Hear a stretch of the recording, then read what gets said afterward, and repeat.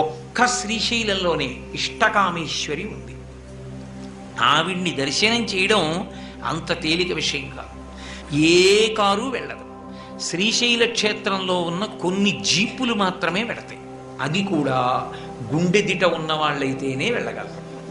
మీరు ఆ ఇష్టకామేశ్వరి దేవాలయానికి వెడితే ఇవాళ ఆలయం శిథిలమైపోయింది. శిథిలమైపోయి చిన్న గుహ ఉన్నట్టుగా ఉంటుంది. అందులోపలికి వెళ్ళి అమ్మవారిని చూస్తే చతుర్భుజి అమ్మ 4 చేతులతో ఉంటుంది. 2 చేతులతో వైష్ణవ సంప్రదాయంలో లక్ష్మీదేవి ఎలా తామర మొగ్గలు పట్టుకుంటుందో అలా తామర మొగ్గలు పట్టుకుంటుంది. కింద 2 చేతుల్లో భారతదేశం మొత్తం మీద లేదు ఇంకటువంటి మూర్తి. అక్కడొక్క చోటే ఉంది. ఒక చేత్తో రుద్రాక్షమాల పట్టుకుంటుంది, ఒక చేతిలో శివలింగాన్ని పట్టుకుని యోగినీ స్వరూపంలో ఉంటుంది. ఆ అమ్మవారి దగ్గరికి వెళ్ళి కోరుకుంటే ఆ తల్లి తీర్చని కోర్కె అన్నది లేదు. నీకేది ఇష్టమో అది ఇస్తుంది. కాబట్టి ఇష్టకామేశ్వరి.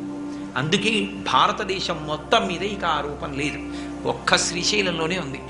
ఇంకొక పెద్ద రహస్యం ఏమిటంటే, పరమ భాగవతోత్తములైనటువంటి వాళ్ళు వెళ్ళి అమ్మవారికి బొట్టు పెడితే మెత్తగా మనుష్యుడి నుదురు ఎలా తగులుతుందో అలా తగులుతుంది ఆవిడ నుదురు.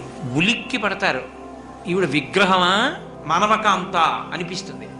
అటువంటి ఇష్టకామేశ్వరి దేవాలయం ఒక్క శ్రీశైలంలోనే మీరు చూడగలరు.